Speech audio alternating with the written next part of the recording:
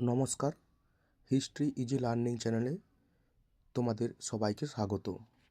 আজকে আমরা দশম শ্রেণীর চতুর্থ অধ্যায়ের প্রথম উপএকক 1857 বিদ্রোহ থেকে কিছু এমসিকিউ নিয়ে আলোচনা করব।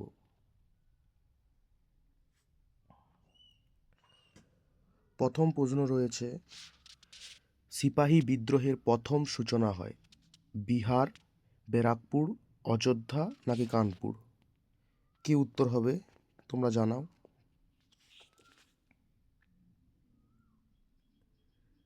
এটার উত্তর হবে ব্যারাকপুর। 1857 খ্রিস্টাব্দের 29শে মার্চ ব্যারাকপুরে বিদ্রোহ ঘোষণা করা হয়।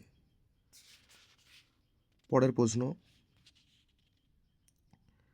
সিপাহী বিদ্রোহের প্রথম শহীদ ছিলেন কে? মঙ্গল পাণ্ডে, কুনওয়ার সিং, নানা সাহেব, তাঁতিয়া টোপি?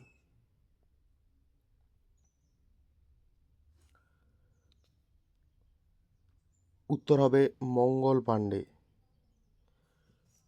এই মঙ্গল পাণ্ডে 1857 29শে মার্চ ব্যারাকপুরে বিদ্রোহ ঘোষণা করেছিলেন এবং মঙ্গল পাণ্ডেই প্রথম সিপাহী বিদ্রোহের শহীদ ছিলেন।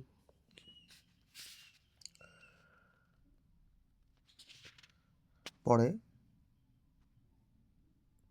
অযোধ্যায় সিপাহী বিদ্রোহে নেতৃত্ব দান করেছিলেন কে? নানা সাহেব, হজরত মহল, কুনওয়ার সিং, তাঁতিয়া টোপি?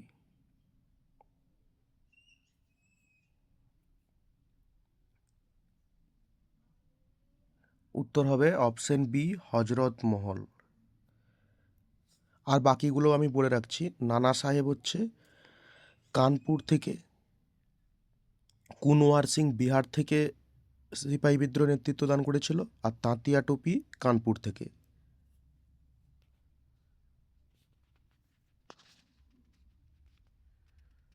তারপরের প্রশ্ন, 1857 খ্রিস্টাব্দে মহাবিদ্রোহকে ভারতের প্রথম স্বাধীনতার যুদ্ধ কে বলেছেন?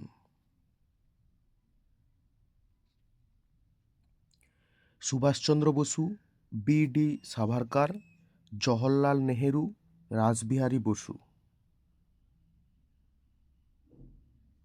উত্তর হবে বি.ডি. সাভারকার। বিনায়ক দামোদর সাভারকার 1857 বিদ্রোহকে ভারতের প্রথম স্বাধীনতার যুদ্ধ বলেছিলেন।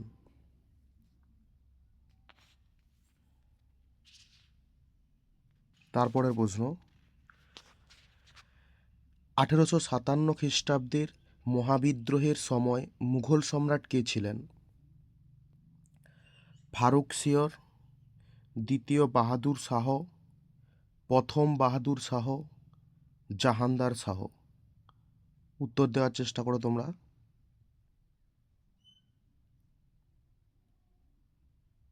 উত্তর হবে দ্বিতীয় বাহাদুর শাহ 1857 বিদ্রোহের সময় মুঘল সম্রাট ছিলেন।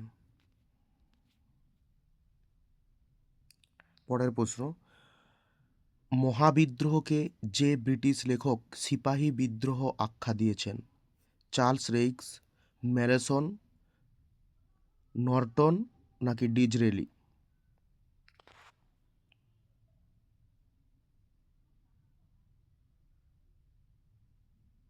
উত্তর হবে চার্লস রেইক্স। তিনি সিপাহী বিদ্রোহ বলেছেন মহাবিদ্রোহকে। তারপরে মহাবিদ্রোহকে কৃষক বিদ্রোহ আখ্যা দিয়েছেন কে? সুরেন্দ্রনাথ সেন, শশীভূষণ চৌধুরী, রমেশচন্দ্র মজুমদার, বিনায়ক দামোদর সাভারকার?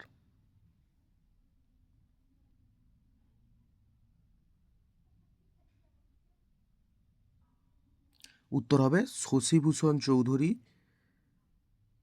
মহাবিদ্রোহকে কৃষক বিদ্রোহ আখ্যা দিয়েছেন।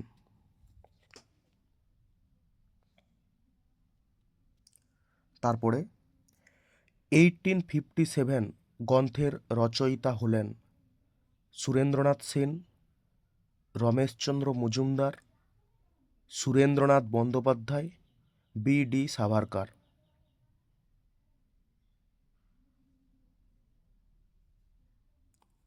উত্তর হবে সুরেন্দ্রনাথ সেন 1857 গ্রন্থটি লিখেছিলেন।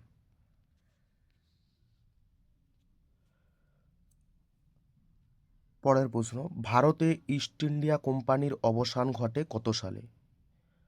1856 খ্রিস্টাব্দে, 1857 খ্রিস্টাব্দে, 1858 খ্রিস্টাব্দে, 1859 খ্রিস্টাব্দে।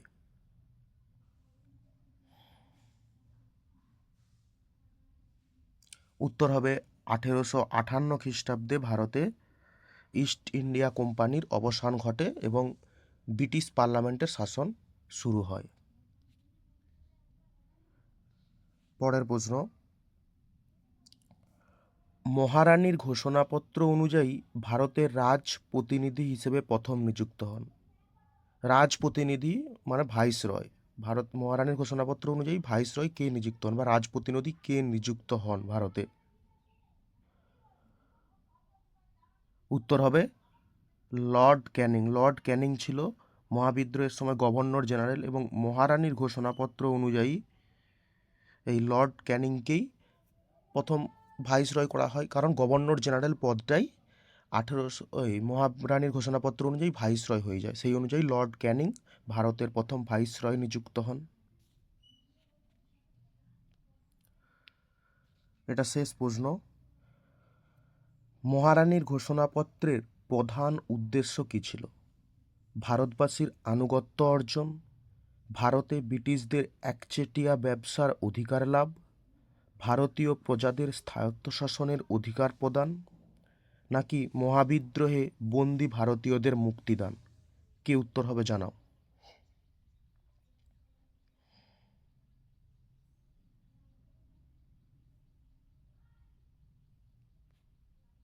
উত্তর হবে ভারতবাসীর আনুগত্য অর্জন। মহারানীর ঘোষণাপত্রের প্রধান উদ্দেশ্যই ছিল ভারতবাসীর আনুগত্য অর্জন। তোমাদের সবার স্কোর কত হচ্ছে সেটা কমেন্টে লিখে জানাও। ধন্যবাদ।